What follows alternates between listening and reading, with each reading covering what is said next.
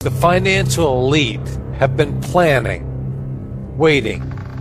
Dreams of domination, of total control, have been passed down. Their plan has changed hands countless times, but its core goal has remained unchanged, nurtured through generations. From Caesar to Charlemagne, from Napoleon to Roosevelt, and down to the present day, and the first generation with the technology to carry that plan out. When they unleash it on an unsuspecting public, there will be no time to prepare, no time to react. In just 48 hours, the elites will freeze bank and brokerage accounts worldwide. Millions of Americans will lose access to their own money, in some cases, forever. And the elites will have seized unprecedented control over our money and our very lives. But one of their most respected members has decided to break ranks. He has agreed to expose their plan today in full. What he reveals over the next few minutes could save your family from sudden financial ruin. As you're about to see, it could one day save your life. Hello, I'm John Burke for the Daily Reckoning. We are coming to you today from our perch overlooking the White House in our nation's capital. Welcome to this emergency briefing with Jim Rickards, financial threat and asymmetric warfare advisor to the White House, Pentagon, and CIA. Rickards joins us today with an urgent warning, one he hopes all Americans will heed. According to Jim Rickards and members of the U.S. intelligence community, the time to prepare has arrived. Mr. Rickards, welcome to our broadcast. My pleasure, John. Thank you for having me. Now, your team has identified a network of elite operatives, and they have wormed their way into many of the most powerful financial institutions on earth. This list includes the International Monetary Fund, the Bank of International Settlements, the World Bank, the United Nations, and every central bank in the G20, including our own Federal Reserve. When the signal sounds, you predict that this network will pull the plug on the global financial system. Now, that will cause every bank, brokerage, and business to go dark in a massive, coordinated attack. Their latest hit list, if you will, includes some 5,967 banks, such as Wells Fargo, Citigroup, and J.P. Morgan Chase. But they won't stop at the banks. These elite operatives will move to take control of approximately 3,800 asset managers as well. Now, Jim, you expect to see them seize control of BlackRock for nearly $5 trillion, Fidelity for $2 trillion, Vanguard for $3 trillion, and UBS and State Street for a combined $5 trillion or so. And when the freeze comes, citizens nationwide will lose access to their money almost instantly. No cash will be allowed to enter or exit the system without the network's approval. And Donald Trump's presidency will not likely survive the chaos about to ensue. But before we get to the details about this, I want to remind our viewers of your background, Jim. In the 1970s, you helped the White House to craft the petrodollar accord. Your actions helped to save the U.S. dollar and the oil embargo and sidestep war in the Middle East. In 1981, you helped the Reagan administration negotiate an end to the Iran hostage crisis, saving 53 American lives. In the 1990s, you helped the Fed wind down long-term capital management, averting a collapse of the global financial system. After 9/11, the CIA recruited you to assist on a counterterrorism project called Project Prophecy. You created a system to detect terrorist attacks before they happen by decoding complex financial signals. In 2006, Prophecy detected a looming terrorist attack in London. Officials were able to intercept the attackers, saving countless lives. That same year, you began warning our intelligence officials in Washington of a looming financial crisis. In September 2006, the CIA circulated your warning among its senior staff. Your full thesis appeared in the CIA's official journal, Studies in Intelligence. That material remains classified. However, on August 24, 2007, you shared the same warning with officials from the U.S. Treasury Department. You even supplied Treasury with a plan for averting the crisis called Proposal to Obtain and Manage Information in Response to Capital Markets Crisis. Unfortunately, Washington failed to act on your warnings in time. The result was the worst financial crisis since the Great Depression. Now, Jim, you say we're about to experience a radically new kind of crisis, one that will freeze the financial system, leading to global chaos. In your new book, The Road to Ruin, you write, the next financial crisis will not be merely a bigger version of the 1998 and 2008 crises. It will be qualitatively different. It will encompass multiple asset classes on a global scale. It will exhibit inflation not seen since the 1970s, insolvency not seen since the 1930s, and exchange shutdowns not seen since 1914. State power will be summoned to contain panic. Capitalism will be discredited once and for all. Not only will the coming crisis destroy more investor wealth than 2008, not only will it last much longer than the Great Depression, this crisis will be historic for another reason. And I'm talking about this network of elites using the crises for cover. At the appointed hour, they'll launch their attacks, and the financial system will go dark worldwide. Trillions will vanish instantly, and in many cases, permanently. And hundreds of millions of Americans will be cut off from their own money for months or even years. Now, this sounds like the biggest confiscation of wealth in history. There's no doubt. So, Jim, let me ask, could you please share with our viewers where this threat is coming from and how to prepare?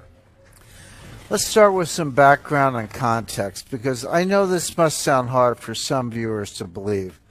I was having dinner with a friend not long ago in New York City. We met at a place called Oriole, which is in Midtown. My dinner companion that night was a senior advisor to BlackRock. As you may know, BlackRock is now the largest asset manager on the planet. It directly manages $5 trillion in assets, and it oversees another $11 trillion through its Aladdin platform. That means one firm controls more money than the GDPs of China, Russia, and Japan combined.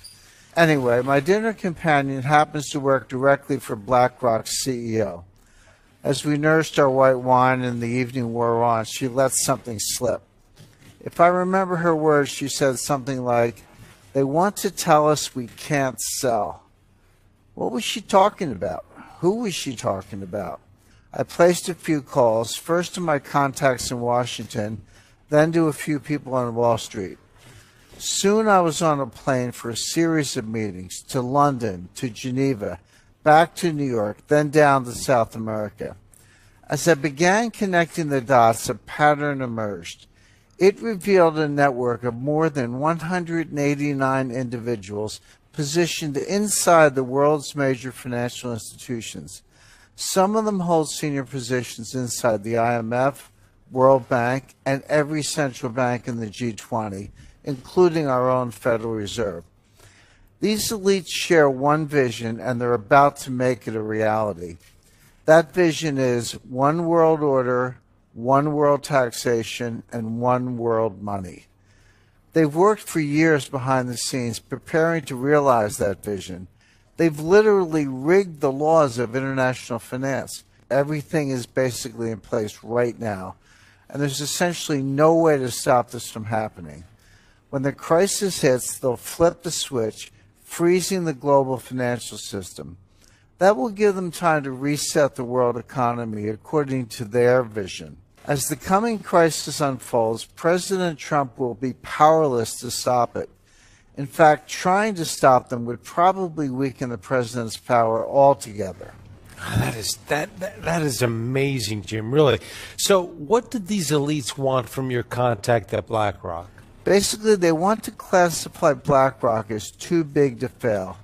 The technical term is Systemically Important Financial Institution, or SIFI. That designation normally applies to banks, such as Bank of America. If your bank gets the SIFI label, it means the government will bail you out first in a crisis.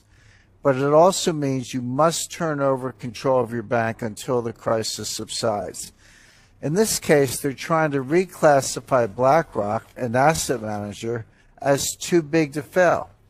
If they succeed, they'll be able to freeze BlackRock when the crisis hits. BlackRock clients won't be able to sell.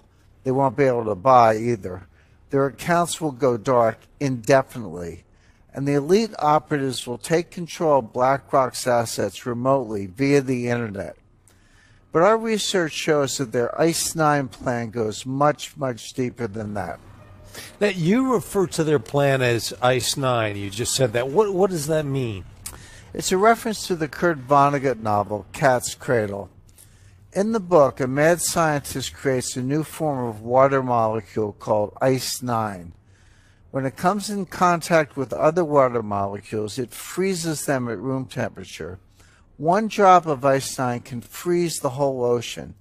And that's what these elite operatives are about to do to the world economy. Now, can you share with our viewers exactly who these operatives are and what their ultimate goal might be?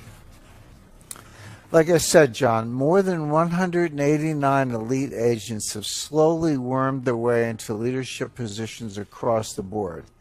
They now sit at or near the head of the IMF, the World Bank, and even our own Federal Reserve. They also control much of what happens at the central banks of China, Russia, India, Brazil, Canada, and Europe.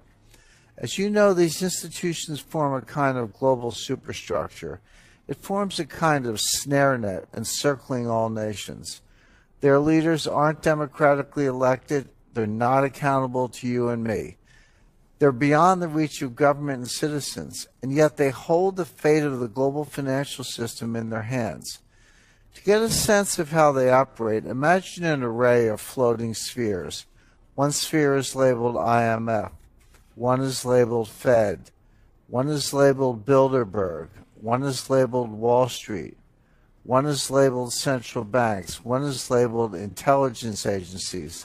One is labeled media, and so on. The elites inhabit all of these spheres, and together the network forms a kind of 3D Venn diagram. As I see it, regardless of what sphere they inhabit, the elites all share the same vision: one world order, one world taxation, and one world money. All of their actions are geared toward moving that agenda forward. Now, are you able to share the identities of these elites with our viewers? We've identified more than 189 individuals who are in many cases hiding in plain sight. Regardless, they all share the same vision: one world order, one world taxation, and one world money. A short list would include Christine Lagarde, Managing Director of the International Monetary Fund, IMF; Mark Carney, Governor of the Bank of England; Raghuram Rajan, Vice Chairman of the Bank for International Settlements; Haruhiko Kuroda, Governor of the Bank of Japan; William C. Dudley, President of the Federal Reserve Bank of New York. Agustin Carstens, Governor of the Bank of Mexico. Janet Yellen, Chairman of the Board of the Federal Reserve System. Mario Draghi, President of the European Central Bank. Zhu Min, former Deputy Managing Director of the IMF. Zhou Zhiuquan, Governor of the People's Bank of China. Robert E. Rubin, Chairman of the Council on Foreign Relations. This A-list of central bankers and other elites is just the tip of the iceberg. Of course, not one of these elites will tell you outright what's going on, but I've seen and heard enough to connect the dots for myself. Not long ago, for example, I met with one of their senior operatives. He's the leading economist who served as the chairman of the Federal Reserve during the last crisis. He's considered one of the most influential minds in banking today. We met privately during a conclave in Seoul, South Korea. Of course, I'm talking about Ben Bernanke. I came away from my meeting with him stunned and convinced that ICE 9 was real. Not long before that, I set up a one-on-one meeting with another member of the network. His name is Zhu Min, the former deputy governor of China's central bank. Until recently, he served as deputy managing director of the International Monetary Fund. Zhu is a brilliant guy, like Bernanke, and he's pleasant and well-meaning. There's no doubt in my mind that he's also a member of the elite network preparing to impose ICE 9 on millions of Americans. But I wasn't done with my research. I have since met with dozens of senior officials, intelligence analysts, and former Wall Street colleagues. My quest led to a final meeting, a face-to-face summit with the head of Bilderberg. We met at Rockefeller Center in Manhattan, and he was very eager to get my take on the euro as a currency. I was happy to provide it, of course, in exchange for some valuable intelligence. As I say in my new book, he did not have horns. In fact, he gave me a nice gift when we parted ways, a blue Swedish vase. I keep it in my writing studio at my home in Connecticut. But my point is, I came away from all three meetings convinced of one thing. When the next crisis hits, the elites are planning to freeze the financial system, and they'll replace it with a new system, one not based on the U.S. dollar. When that happens, we'll wake up to a very strange and disturbing new reality. And for our viewers that are watching today, what might their reality look like that morning? How does this manifest? First, they'll have gone to bed knowing that a massive financial crisis was underway. But when they wake up, they'll find it has worsened and the contagion has spread worldwide. When they go to withdraw money, their ATM will say, closed temporarily. When they go to sell stocks, their account will say, transaction not available. When they go to their local business, that business will only accept cash if it's open. As citizens realize they're being borrowed from their money, riots will erupt. It's going to get really bad really quickly. But how would such a freeze actually work? And wouldn't that be highly illegal? Well, it wouldn't be illegal technically because they've been quietly laying the groundwork for years. They rigged the financial laws, changed the rules of the game to allow this to happen. The stage is set. They have the levers in place. The lights are positioned. Now someone just needs to flick a switch and they'll impose ICE 9 rapidly. And again, all of this will be legal because they rigged the system in their favor.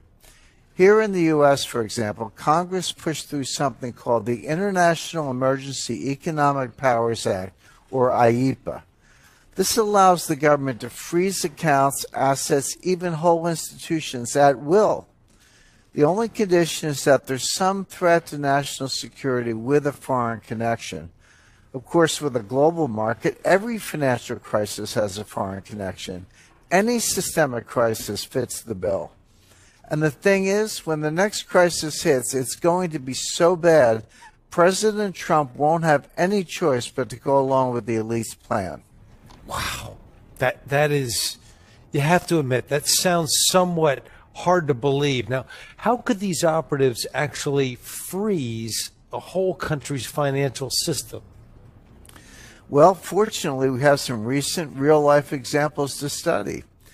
The elites have been conducting a series of dry runs for years, leading up to ICE 9. Look at Cyprus, for example. A few years ago, the Cypriot economy was in trouble, especially the banks. The IMF stepped in and loaned Cyprus $10 billion, but the loan came with strings. Now pay attention, because this is precisely what they're going to do. But imagine it on a global scale. So in exchange for the capital injection, the IMF demanded control over the Cypriot banking system. More specifically, the IMF froze the entire system, literally every bank in the country. And they did that to ensure the IMF's demands were met, including strict capital controls. So how did all this impact regular citizens? Their local ATMs went dark. Even the bank branch was closed, permanently in some cases. Citizens could not withdraw cash. They couldn't even transfer funds from one account to the other. What came next? Wealth extraction on a grand scale. The IMF basically stole 6 to 10% of all the cash in the Cypriot bank accounts. How did the elites justify this? They called it a levy, the price regular citizens had to pay for their government's missteps. Keep in mind, these asset confiscations were done at the balance sheet level with the institutions themselves. They never had to confiscate individual accounts. They froze every account by controlling a handful of the country's biggest banks. When the next crisis hits, we're going to see this here in the U.S. and around the world. And it'll be a highly coordinated global attack on the entire system simultaneously. All right, but hold on here. Wasn't Cyprus a fairly isolated example of the globalist elites taking over a nation's banking system? Not even close, John. The same thing has happened in other places. It's happening in Greece right now. As you know, Greece has been navigating a massive debt crisis for years. In 2015, the IMF and their partners moved in to recapitalize Greece's banks. That just means they agreed to pump capital back into the stalled system, like priming a pump. In return, the IMF demanded control of the banks and citizens' individual accounts by default. Suddenly, Greek families weren't allowed to withdraw more than $460 per week. Imagine trying to pay your mortgage, gas, and groceries on less than $500, let alone your medical insurance. Of course, it led to widespread panic, rioting, and worse. And that's exactly what we'll see on a global scale when the next crisis hits. Now, clearly, a national freeze can devastate the citizens big time. So my question is, why would the elites even want to do that? Well, you're right, of course. This has been devastating to Greek citizens. But the short answer is control.